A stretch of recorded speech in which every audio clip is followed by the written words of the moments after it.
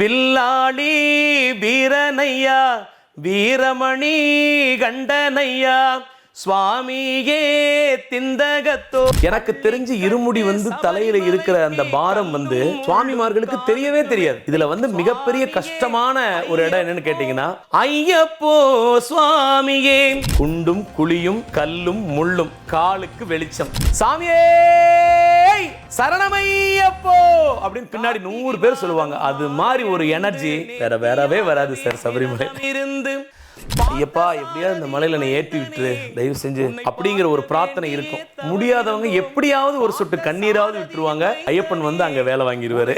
கண்டிப்பா அங்க ஒரு பக்தன் உணரவே செய்வான்.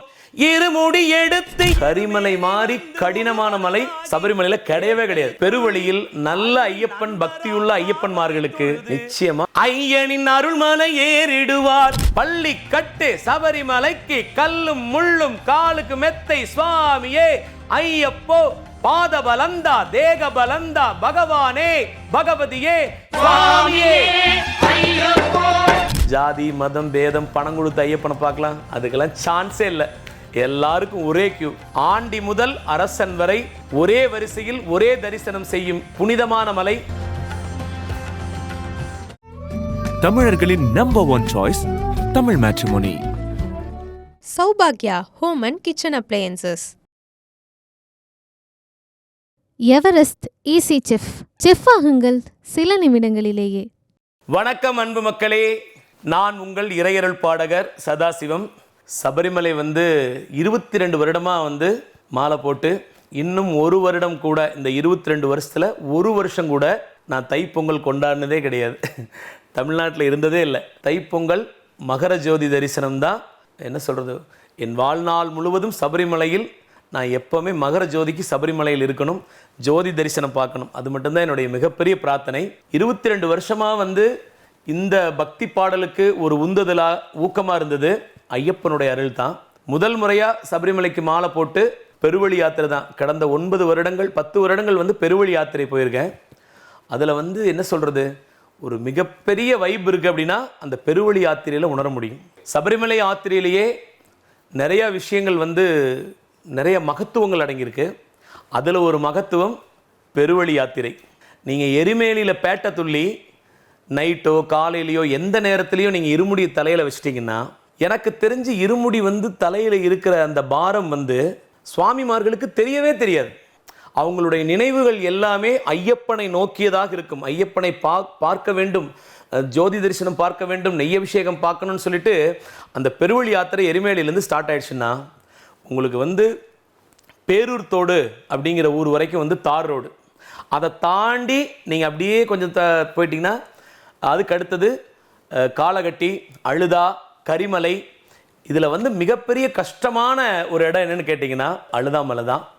அந்த அழுதாமலையில் நீங்கள் ஏறக்குள்ள எப்படிப்பட்ட உடல் வலிமை உள்ளவர்களும் கண்டிப்பாக ஒரு நிமிடமாவது ஐயப்பா எப்படியாவது இந்த மலையில் என்னை ஏற்றி விட்டுரு தயவு செஞ்சு அப்படிங்கிற ஒரு பிரார்த்தனை இருக்கும். முடியாதவங்க எப்படியாவது ஒரு சொட்டு கண்ணீராவது விட்டுருவாங்க அழுதமலை. அதனால தான் அதுக்கு அழுதாமலை அப்படிங்கிற பேர்.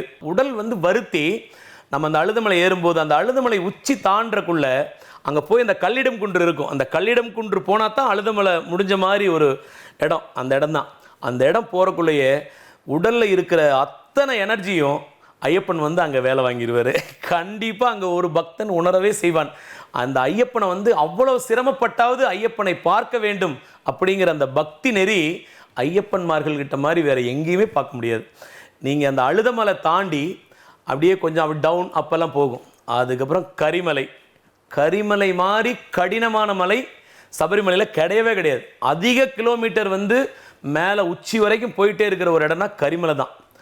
அந்த கரிமலை நீங்கள் இப்போ வந்துருமா அப்போ வந்துருமா இப்போ வந்துருமா அப்போ வந்துருமான்னு அந்த ஐயப்ப பக்தர்கள் அதை ஏக்கமாக சரணகோஷத்தோட பாட்டோட அதை போகிற பரவசம் இருக்குது பார்த்தீங்களா. அங்கே கரிமலையில் நிச்சயமாக ஐயப்பன் ஏதோ ஒரு இடத்துல யாருக்காவது நிச்சயமாக காட்சி கொடுத்துருவார். தன்னுடைய சித்தத்திலேயோ அல்லது சாமிமார்கள் மூலியமாவோ, இல்லை அந்த இடத்துல டயர்டாக இருக்குன்னு படுத்து தூங்குவாங்க. அதில் கனவுல இந்த மாதிரி உண்மையான விரதம் இருந்து செல்லும் ஐயப்பன்மார்களுக்கு பெருவழி யாத்திரையில் நிச்சயமாக ஐயப்பன் ஏதோ ஒரு ரூபத்தில் காட்சி தருவான். அது கனவுலியாக இருக்கலாம், இல்லை பிரம்மையிலையாக இருக்கலாம், அதுக்கு ஏதாவது நேரலையாக இருக்கலாம், இல்லை குட்டி குட்டி பசங்க வடிவில் ஏதாவது வரலாம். சிலருக்கு நிறைய பசி எடுக்கும், தாகம் எடுக்கும், குறிப்பிட்ட தூரத்துக்கு தண்ணி இருக்காது. திடீர்னு யாராவது ஒருத்தர் வந்து தண்ணி கொடுப்பாங்க, குளுக்கோஸ் பவுடர் கொடுப்பாங்க, பெருவழியில் ஆரஞ்சு மிட்டாய் கொடுப்பாங்க. அது வந்து ஏதாவது ஒரு சாமிமார்கள் உருவத்தில் ஐயப்பன் நிச்சயமாக சத்தியமாக பெருவழியில் நல்ல ஐயப்பன் பக்தியுள்ள ஐயப்பன்மார்களுக்கு நிச்சயமாக ஐயப்பன் பெருவழியில் காட்சி நிச்சயமாக தருவான். அதுதான் பெருவழி யாத்திரை. நீங்கள் 48 நாள் வந்து விரதம் இருந்து அந்த 48 கிலோமீட்டர் வந்து நீங்கள் சபரிமலை போனீங்கன்னா, நீங்கள் அந்த பேரூர் தோடு தாண்டிட்டிங்கன்னா தார் ரோடு முடிஞ்சுது. அங்கேருந்து ஒரு 2-3 கிலோமீட்டரில் தார் ரோடு முடிஞ்சுது. நீங்கள் அதுக்கப்புறம் காலகட்டி, அழுதமலை, கரிமலை, உரல்குழி தீர்த்தம், அந்த மாதிரி நிறைய போயிட்டே இருக்கும். பெரியானை வட்டம், சிறியானை வட்டம், இது வரைக்கும் சபரிமலை பம்பா கணபதி கோயில் போக வரைக்கும் ஒரு இடத்துல கூட தார் ரோடு கிடையாது. குண்டும் குழியும் கல்லும் முள்ளும், காலுக்கு வெளிச்சம். இதுதான். அங்கே வந்து டார்ச் லைட்டு கொண்டு போகிற சாமிமார்கள் இருக்காங்க. டார்ச் லைட்டே இல்லாமல் ஐயப்பனை நினைத்து கொண்டு சபரிமலையில் வந்து என்ன சொல்கிறது ஆத்மார்த்தமாக போவாங்க. அப்படி போகிற சாமிமார்களும் உண்டு. முதல்லலாம் ரொம்ப கஷ்டமாக இருந்தது. நாங்களாம் போகிறப்ப நமக்கு முன்னாடி போனவங்களுக்கெல்லாம் ரொம்ப ரொம்ப கஷ்டம். எல்லாம் க்ளீன் பண்ணிட்டு தான் சபரிமலையே போகணும். ஒரு குறிப்பிட்ட இடத்துல எல்லாம் ஒற்றுமையாக தங்கிக்குவாங்க. ஆனால் இப்போல்லாம் அந்த இதில் இல்லை. நிறைய பக்கம் மின் விளக்குகள் வந்து கொஞ்சம் தூரத்துக்கு இருக்குது, கொஞ்சம் தூரம் இல்லாமல் இருக்குது. நிறைய கடைகள் இருக்கிறனால கொஞ்சம் கிலோமீட்டருக்கு இடத்துல தண்ணி, ஜூஸு, சாப்பாடு இந்த மாதிரிலாம் கிடைக்குது. முதல்ல அதுக்கெல்லாம் வாய்ப்பே இல்லை. அப்போ முன்னோர்கள் எவ்வளோ கஷ்டப்பட்டு அந்த சபரிமலை யாத்திரை போயிருப்பாங்க பாருங்கள்.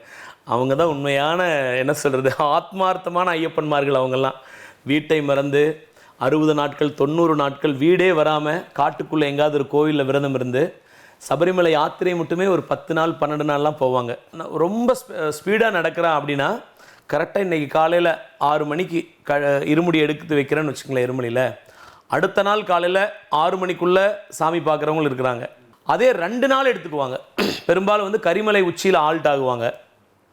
நைட் தங்கிட்டு அப்புறம் கீழே இறங்கி பிரியான வட்டங்கிற இடத்துல ஐயப்பன் சக்தி பூஜை பண்ணுவாங்க. பம்பா சக்தின்னு சொல்லுவாங்க. அது ஐயப்பனுக்கு உணவு படைக்கிறதா ஒரு ஐதீகம்.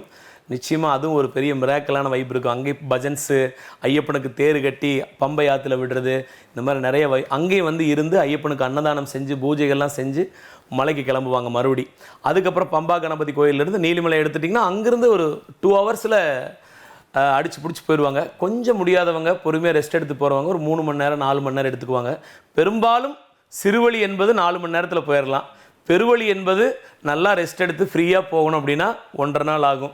ரெஸ்ட்டே வேணாம், ஐயப்பன் கூட இருக்கிறான், சிட்டு மாதிரி பறக்கணும்னு நினைக்கிறவங்கலாம் 8 மணி நேரம் 10 மணி நேரத்தில் சன்னிதானம் போனவங்களும் இருக்கிறாங்க. அப்போ வந்து எப்படின்னு கேட்டிங்கன்னா வழிநடை சரணம் தான் பெரிய மருந்து, பெரிய குளுக்கோஸ். பள்ளி கட்டு சபரிமலைக்கு கல்லும் முள்ளும் காலுக்கு மெத்தை சுவாமியே ஐயப்போ பாத பலந்தா தேக பலந்தா பகவானே பகவதியே சுவாமியே ஐயப்போ அப்படிங்கிற ஒரு நாமாவளி தான் எல்லாருக்குமே மிகப்பெரிய பூஸ்ட். அந்த கரிமலை உச்சி ஏறும்போது, அழுதா உச்சி ஏறும்போது, நீலிமலை ஏறும்போது நீங்கள் போகிற லட்சக்கணக்கான சுவாமிமார்களில் யாரை வேணாலும் கேளுங்க, இந்த 3 மலை ஏறும்போது யாராவது ஒரு ஐயப்பன் பக்தன் ஒரு சரண கோஷம் போடாமல் மலை ஏறிட்டாங்கன்னா வாய்ப்பே இல்லைங்க. அந்த இடத்துல நிச்சயமாக ஐயப்பனை வந்து அந்த மலை ஏற கடினத்துக்காகவோ தன் மனதில் உள்ள பாரத்தை நீக்குவதற்காகவோ அல்லது ஐயப்பன் மேல் கொண்ட காதல் அந்த இடத்துல சபரிமலையில் பெருவழியிலே ஆகட்டும் சிறுவழியிலே ஆகட்டும் இந்த நாமாவளியை சொல்லாமல் யாருமே ஏற முடியாது. ஒரு சாமி தான் சொல்லுவாங்க, ஆனால் பின்னாடி வந்து 100 குரல் கோரஸ் கேட்கும். சாமியே சரணமையப்போ அப்படின்னு பின்னாடி 100 பேர் சொல்லுவாங்க. அது மாதிரி ஒரு எனர்ஜி வேறவே வராது சார் சபரிமலையில். அது மிகப்பெரிய ஒரு வைப். அப்படின்னா சபரிமலையின் யார் ஒருவன் 48 நாட்கள் கண்டிப்பாக 48 நாட்கள் மண்டல விரதம் இருந்தே ஆகணும். இருந்து போனால் என்ன சொல்கிறது ஐயப்பன் தத்ரூபமாக மனசுக்குள்ளே வந்து உணர்த்திடுவார். ஏதோ ஒரு வழியில் நமக்கு காட்டிடுவார். இப்போல்லாம் நிறைய பேர் முடியாது. 10 நாள் 18 நாள் 30 நாள் இப்படி மாலை போட்டு போகிறவங்களாம் இருக்காங்க. அது அவங்கவுங்களுடைய நம்பிக்கை, அவங்கவுங்களுடைய குடும்ப சூழ்நிலை, அதனால் எல்லோரும் போகிறாங்க. அப்படி போகிறவங்களும் ஆத்மார்த்தமாக நான் 10 நாள் விரதம் இருந்தாலும் ஐயப்பா உனக்காக நான் உண்மையாக இருந்து உன்னை பார்க்க வர்றேன் அப்படிங்கிற நோக்கத்தில் தான் போகிறாங்க. ஐயப்பன் எல்லோருக்கும் சமமாக சமநீதியாக ஜாதி மத பேதமில்லாத ஒரு கடவுள் உலகத்தில் இருக்கிறான் என்றால் அது வந்து சமதர்ம நீதி சொல்லும் சபரிமலை ஒன்று.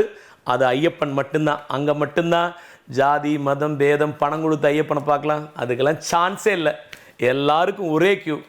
ஆண்டி முதல் அரசன் வரை ஒரே வரிசையில் ஒரே தரிசனம் செய்யும் புனிதமான மலை சபரிமலை மட்டுமே. அதனால் இந்த மாதிரி விரதம் இருந்து போகிறவங்களுக்கு நிச்சயம் ஐயப்பன் ஏதாவது ஒரு வகையில் ஒரு வாழ்க்கை மாற்றத்தை கொடுப்பான். அந்த வகையில் எனக்கு வாழ்க்கை மாற்றத்தை கொடுத்தது என்னுடைய இஷ்ட தெய்வம். எனக்கு என்ன சொல்ல, என்னுடைய ஐயப்பன் வந்து எனக்கு ஃப்ரெண்டு, எனக்கு அப்பா, அண்ணன், அதுக்கப்புறம் என்ன சொல்கிறது, என்னுடைய மிகப்பெரிய காதலன். அதனால் என்னுடைய ஐயப்பன் வந்து எனக்கு லைஃப்பில் அப்படி அவரை பற்றி பேசினா அழுதுருவேன். அதனால் எல்லா சுவாமிமார்களுக்கும் நன்றி. என்னை இந்த பாடகராக கொண்டு வந்தது ஐயப்பன் தான். என்னை வந்து பாடகராக வெளி உலகத்துக்கு கொண்டு வந்தது எல்லாம் வல்ல முருகன். தமிழர்களின் number one choice Tamil matrimony. Sowbaghya home and kitchen appliances. Everest easy chef. Chef ஆகுங்கள் சில நிமிடங்களிலேயே.